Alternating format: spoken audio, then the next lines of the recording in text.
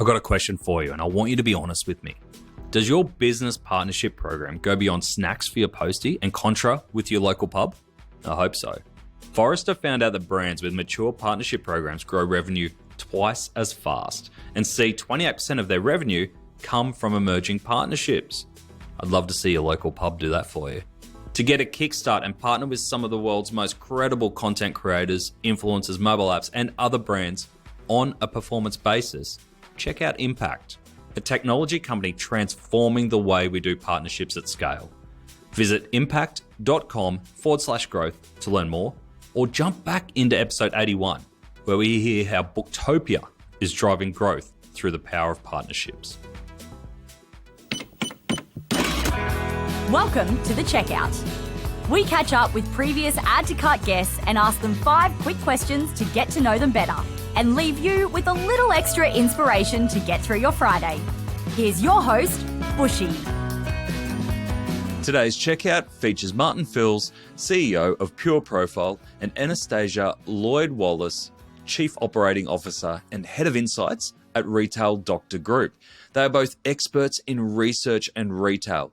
They've joined us to share the collected data from 1,000 people across all demographics to generate a great loyalty report called How to Grow Consumer Loyalty. We unpack that on Add to Cart. Anastasia and Martin, welcome to The Checkout. We are here to ask you 5 questions. We had a great chat earlier around your research around loyalty in Australia for retailers, titled How to Grow Loyalty, available for download. We've got it in the show notes there.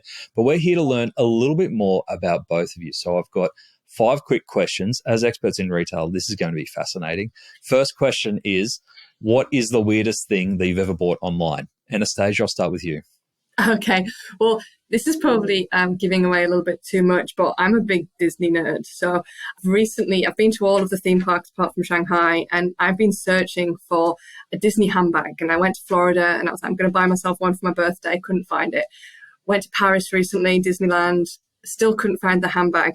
So I've got this very, very niche Mickey Mouse Disney handbag that's exclusive to, you can only buy it inside a Disney theme park. But I managed to find the one I wanted with Disney, Mickey Mouse, the castle, the fireworks on eBay. And I had it shipped from America, that someone had, been to Disneyland. It was only available in Disney World in Florida. They managed to go there, purchase it, and they've shipped it over from America. So it's not weird, but it's very niche and nerdy. I'm going to Japan Disneyland in a fortnight, so I'll keep an eye out for handbags. It'll look weird, me browsing the handbag section at Disneyland, but I'll do that for you. Martin, what about you?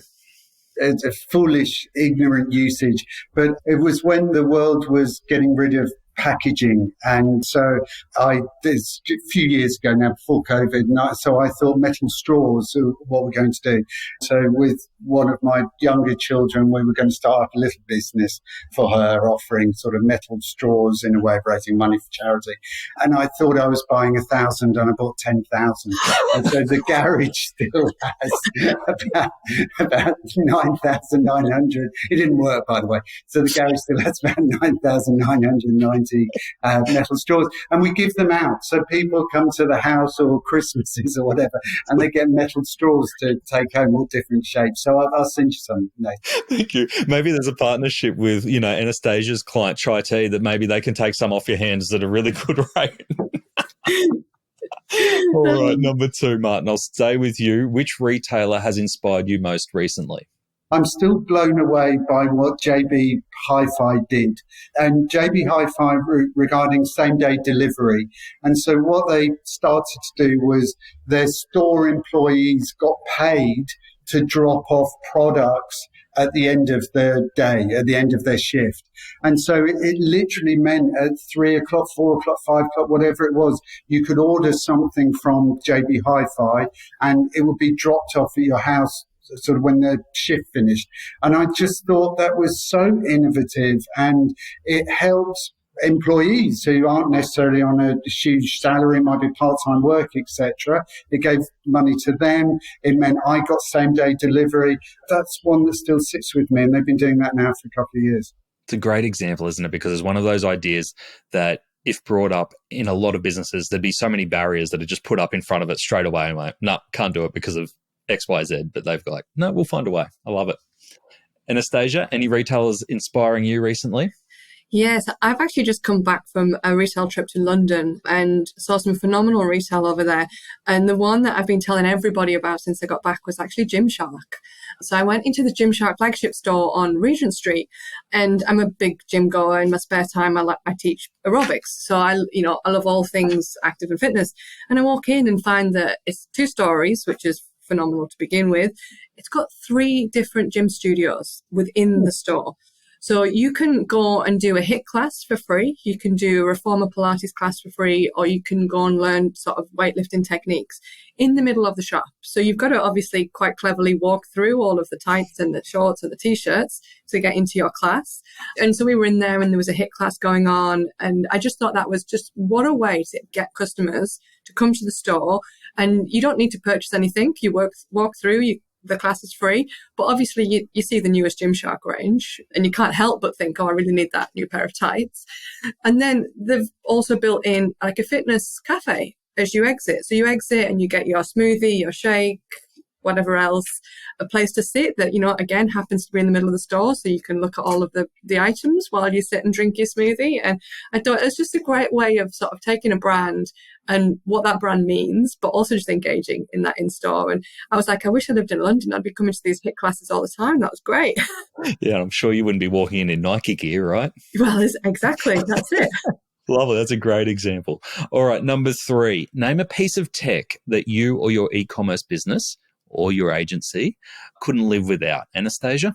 This one was a really tough one for me because I'm actually quite classical. I've got, a degree in maths and I do everything in spreadsheets. So I'm actually quite one of the laggards with regards to tech. But the moment all I hear about is AI, and the one thing that actually I'm finding I'm starting to use and starting to get our business to use is AI image generation.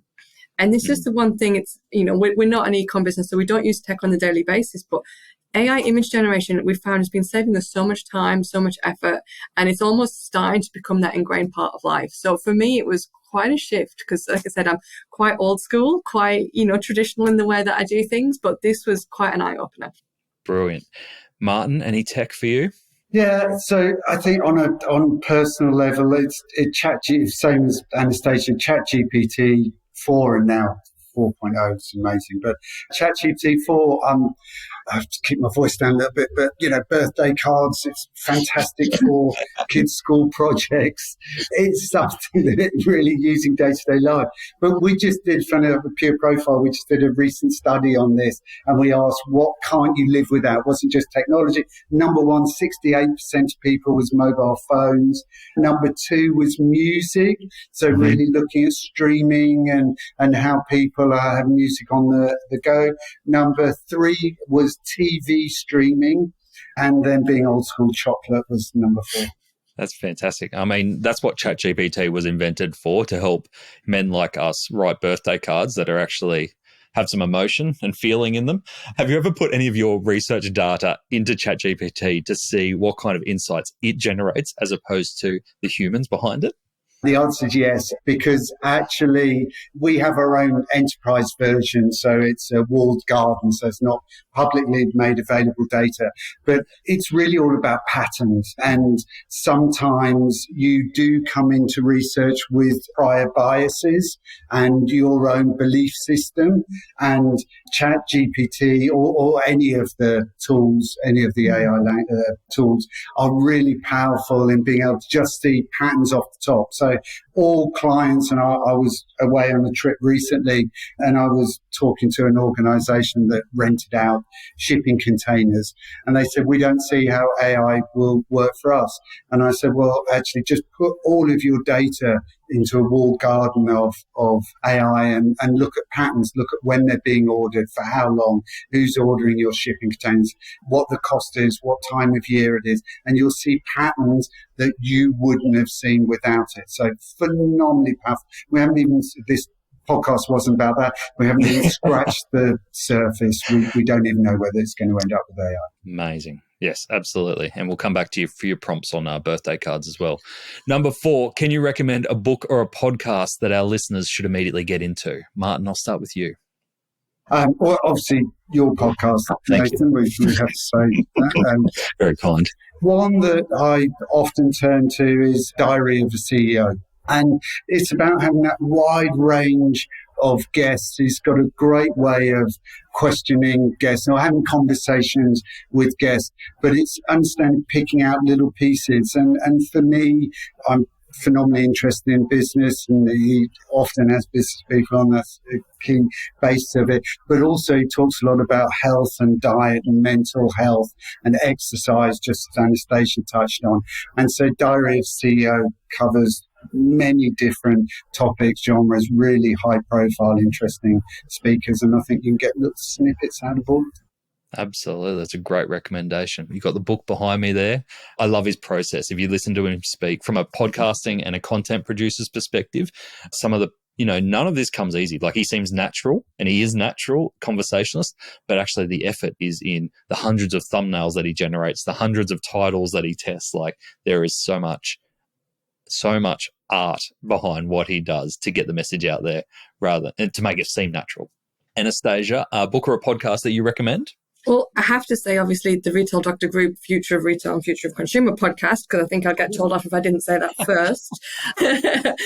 But the other one that I've actually used a lot, and not necessarily a particular book or podcast, but I've got into Blinkist. I don't know if you've heard of Blinkist. Oh, yeah. It's just taking full-length books and shortening them into sort of 10, 15 minutes, because I'm a little bit impatient, and I generally do it when I'm on the train, which is generally only 10 or 15 minutes. It's fantastic. Like, I listened to the Richard Branson's book in 10 or 15 minutes, and it gives you all the key aspects that you need. And then if it grabs your attention, you can go and read the full book. And that Blinkist app I found was really kind of a great one for me that is a bit impatient, just want to kind of get to the point. So, yeah. I love it. Great example. All right, last question I have for you. Anastasia, what is your biggest challenge today? I think this one is really interesting. It's what I touched on before, and it's that Gen Z and that Gen Alpha customer. I think customer behavior is changing much quicker than it ever has. We're seeing rapid changes in sort of 3 months, 6 months. It's largely driven due to that attention economy, which is driven due to that younger consumer. And people keep saying to me, Gen Alpha, Gen Z, they're less likely to be kind of engaging. They're in their own little worlds. And as a specialist in consumer behavior, understanding the nuances of how they behave, I think, is really the biggest challenge at the moment, because by 2030, there will be one of the biggest spending demographics. So we need to understand them. So that is definitely where a lot of attention is going. And how do we get them to engage with us? How do we get them to talk to us?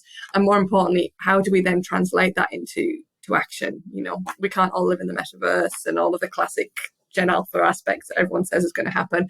It's not realistic. So that's the biggest one that we've got on our plate. I love it. Can you just let us know when you solve it? Yeah, next week. Martin, what's your biggest challenge today? It's the impact and influence of AI across our own business. So looking at where we can take advantage of that and looking at efficiencies, quality, speed for clients. It's then the second area is insights. It is insights at your fingertip, phenomenally powerful, but needs an expert to be able to interpret that and to understand what it's actually saying. So in combination with great people like Retail Doctor Group, with AI sitting underneath that, is really powerful. And then it's advising clients. So it's the third area, and helping clients understand whether that's an end brand about how they can use AI or how they can use AI insights, and again, challenges they might see. And we're hearing there's a lot of hot air, there's a lot of noise, there's a lot of pressure to change the way you work, to incorporate AI, and it's really understanding what are the true benefits that I can see in the business. So that's number one for us. Brilliant. Two great challenges, and I'm sure they were shared by many of our listeners. Anastasia, Martin, thank you so much for joining us on The Checkout. Thanks, Nathan. Thank you, Nathan. To hear more from Martin and Anastasia, jump back into episode 419, where Martin and Anastasia share what customers want, what they truly want from a loyalty program. They also discuss the attention economy and the Gen Z customer, and we dive into the critical issues of safety and privacy and how they impact customer loyalty. Plus, we also get insights into the surprising thing that happens to loyalty as consumers get older. We get a bit loose and floozy as we get older. There you go, bit of a giveaway. Thanks for listening, and until next time, keep adding to cart.